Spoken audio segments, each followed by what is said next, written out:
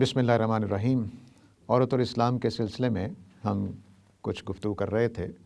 اس میں پہلے ہم نے کچھ اصولوں کو زیر بحث لائے تھے کہ قوانین کے پیچھے کچھ ہڈن یا مخفی طور پر یونیورسل تصورات ہوتے ہیں، کچھ علاقائی ہوتے ہیں، کچھ اپنے اپنے جو علم اور فکر جس میں وہ بات رکھ کے چلی جا رہی ہوتی ہے۔ مثلا اسلام ہے تو اسلام کے کچھ اپنے اصول ہیں جو قوانین کے پیچھے کار فرما ہوتے ہیں۔ تو جب بھی کوئی قانون بنایا جاتا ہے تو ان ساری چیزوں کو پیش نظر رکھ کر بنایا جاتا ہے۔ ان اصولوں کو سمجھ لینے کے بعد پھر ہم نے اس موضوع پر بات کی تھی کہ قرآن مجید نے جو احکام دیے ہیں ان کو ہم انہی اصولوں کی روشنی میں دیکھیں گے۔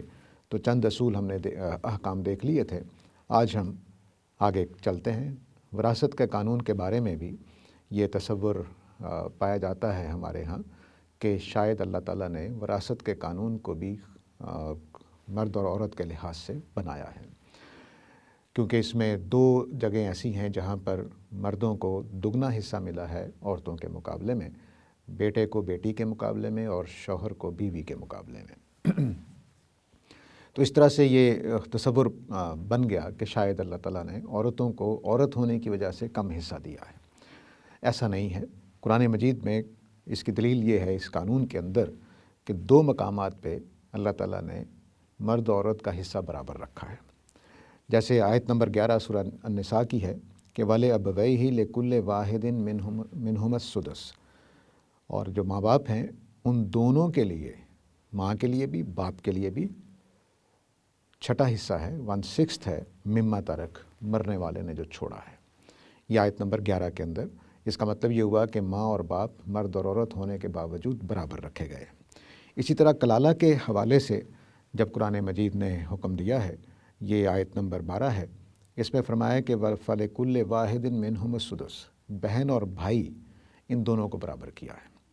تو اس سے یہ بات واضح ہوئی کہ مرد اور عورت ہونا پیش نظر نہیں ہے، اس قانون میں کچھ اور چیز پیش نظر ہے کہ اللہ تعالیٰ یہ کہنا جو قانون دینا چاہ رہے ہیں اس کے پیچھے کار فرما کوئی چیز اور ہے، نہ کہ مرد اور عورت ہونا۔ اب آگے بڑھتے ہیں۔ ایک ہم نے اصول اسلام کا پڑھا تھا کہ شوہر کو یعنی مرد کو کمانے کی ذمہ داری ڈالی گئی ہے اس کے اوپر۔ عورت پر یہ ذمہ داری نہیں ڈالی گئی، وہ کمانا چاہے کما سکتی ہے، لیکن اصل میں خدا نے ذمہ داری کس پہ ڈالی ہے؟ وہ شوہر پہ ڈالی ہے کہ وہ اپنے بیوی بچوں کے لیے کما کر لائے۔ اب یہ فطری سی بات ہے کہ جس شخص کو کمانے کی ذمہ داری ڈالی گئی ہے تو اس کے ساتھ خدا کا قانون بھی تعاون کرے۔ تو خدا کے قانون اس وراثت کے اندر یہ ذمہ داری جو شوہر پر ڈالی گئی ہے یعنی مرد پر، تو اس لحاظ سے جب مال تقسیم ہوگا تو مال کا نیچرل فلو اس طرف ہونا چاہیے جو کمانے والا ہیڈ ہے، نہ کہ اس کے طرف جو کمانے والا ہیڈ نہیں ہے۔ تو قرآن کے بنائے ہوئے معاشرتی نظام یا خاندانی نظام میں شوہر کو یا مرد کو یہ چونکہ حیثیت حاصل تھی کہ اس نے کمانا ہے، اس کی ذمہ داری ہے، تو اس لیے مال کا فلو تقسیم میں اس کی طرف رکھا گیا ہے، نہ کہ اس کی بہن کی طرف، نہ کہ اس کی بیوی کی طرف۔ تو اس طرح سے یہ پہلا جو اصول جو اسلام کا اپنا تھا خاندانی نظام کا، اس کو یہاں پیش نظر رکھا گیا۔ دوسری بات اس میں یہ ہے کہ چونکہ بڑھاپے میں اس خاندانی نظام کے اندر والدین کی ذمہ داری لڑکوں پر ہی آتی ہے۔ اس خاندانی نظام جو اسلام انٹروڈیوس کروا رہا ہے اس کے اندر چونکہ بوڑھے والدین کی ذمہ داری لڑکے پر آتی ہے، شوہر پر آتی ہے، بیٹے پر آتی ہے، تو اس کو پھر اس کے ذمہ داری کی وجہ سے یہ ایک طرح سے تعاون کی شکل پیدا ہوتی ہے۔ اسی اصول پر چونکہ خاندانی نظام کی بنیاد پر یہ تقسیم ہو رہی ہے رشتوں کی وجہ سے، کیونکہ قرآن نے یہ اصول بتایا ہے کہ میں مال تقسیم کر رہا ہوں اولاد میں اور قریبی رشتہ داروں میں، تو قریبی رشتہ دار اور والدین کے لحاظ سے بچے اور ان کے بہن بھائی، یہ جو رشتہ ہے یہ بھی خاندان کی وجہ سے وجود میں آیا ہے۔ تو خاندان کے اندر اس رشتے کی اہمیت کی وجہ سے اور خاندان کے سٹرکچر کے اندر کون لوگ مرنے والے کے لیے زیادہ فائدہ مند ہیں، اس کی بنیاد پر فیصلہ کیا۔ اور یہ قرآن کے اپنے الفاظ ہیں کہ میں نے یہ قانون اس اصول پر بنایا ہے کہ آباؤکم و ابناؤکم لا تدرون ایہم اقرب لکم نفعا، تمہارے ماں باپ اور تمہارے بیٹے ان میں سے کون تمہارے لیے زیادہ فائدہ مند ہے۔ اب یہاں پر دونوں مردوں کا ذکر ہے، آباؤکم و ابناؤکم۔ کیوں؟ کیونکہ اس خاندانی نظام میں جس میں کمانے کی ذمہ داری مرد پر ہے اور خاندان رشتہ داری کی بنیاد پر وجود میں آیا ہے، اس میں یا باپ کمانے والا ہوتا ہے یا بیٹا کمانے والا ہوتا ہے۔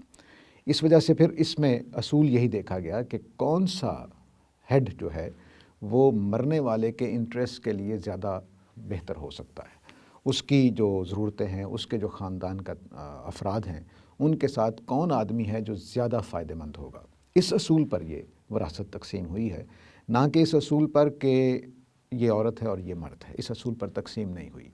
تو چنانچہ جو قرآن کا جو ضابطہ یہاں معلوم ہو رہا ہے وہ یہ ہے کہ اسلام کے بتائے ہوئے خاندانی نظام میں جو رشتے وجود میں آتے ہیں ان رشتوں کے حوالے سے یہ مال تقسیم ہو رہا ہے۔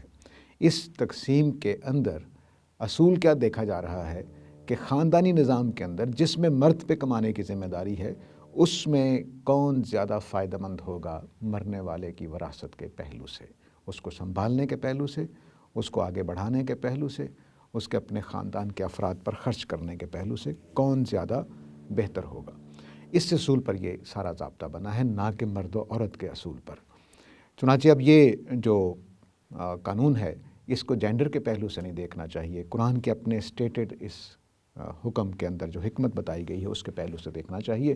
پیچھے خاندانی نظام کا اصول ہے، شوہر کے کمانے کا اصول ہے، اور پھر اس کی روشنی میں اقرب لکم نفع کا اصول ہے کہ کون زیادہ فائدہ مند ہے۔ اس میں ایک اور سوال اٹھتا ہے وراثت کے پہلو سے کہ چونکہ قرآن مجید کا قانون یہ معلوم ہو رہا ہے کہ اگر صرف بیٹیاں ہوں تو پوری جائیداد ان کو نہیں دی جاتی، کچھ حصہ بچ جاتا ہے، تو یہ کیا معاملہ ہے؟ کیا عورت محروم رہ جائے گی اپنے باپ کی جائیداد سے؟ اس میں دیکھیے کچھ رسولوں کی بنیاد پر ہم وصیت بھی کر سکتے ہیں، زندگی میں سارا کچھ دے سکتے ہیں، اسلام پر اعتراض اس پہلو سے نہیں ہوتا۔ قرآن نے ایسا کیوں کیا ہے؟ کیونکہ وہ ان ہیڈز کو مال دینا چاہتا ہے جو خاندان کے لیے مفید ہوں، مرنے والے کا بھائی، مرنے والے کا باپ، مرنے والے کا کوئی قریبی مرد عزیز جو اس خاندان کو سنبھالنے میں زیادہ مددگار ہو جائے، تو اس پہلو سے قانون بنایا گیا ہے۔ اس لیے یہ چیز قرآن پر اعتراض اس طرح سے نہیں بنتا جس طرح سے سوچا جا رہا ہے۔ تو یہاں تک میں خلاصہ کر دیتا ہوں آخر پہ۔ دیکھیے وراثت کے قانون میں اللہ تعالیٰ نے اس اصول پر نہیں قانون بنایا کہ کوئی مرد ہے یا کوئی عورت ہے، اس کے میں نے 2 دلائل دے دی آپ کو کہ 2 جگہوں پر مرد اور عورت کا حصہ برابر قرآن نے رکھا ہے۔ دوسری بات یہ کہ قرآن مجید نے یہ اصول اپنے خاندانی تصور کے مطابق رکھا ہے۔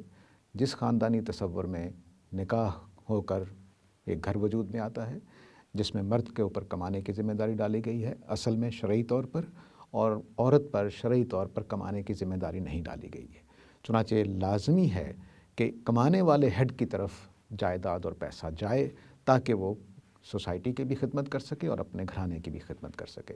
گھرانے کی خدمت کے لیے قرآن کہتا ہے کہ اس کے خاندانی نظام کے اندر، اس کے بنائے ہوئے معاشی ضابطے کے اندر مرد ہی زیادہ فائدہ مند ہے خاندان کے افراد کے لیے، اس لیے پیسہ اس کے پاس جانا چاہیے۔ تو انشاءاللہ اگلی نشست میں اگلے موضوعات پہ بات کریں گے، تب تک کے لیے اجازت دیجیے۔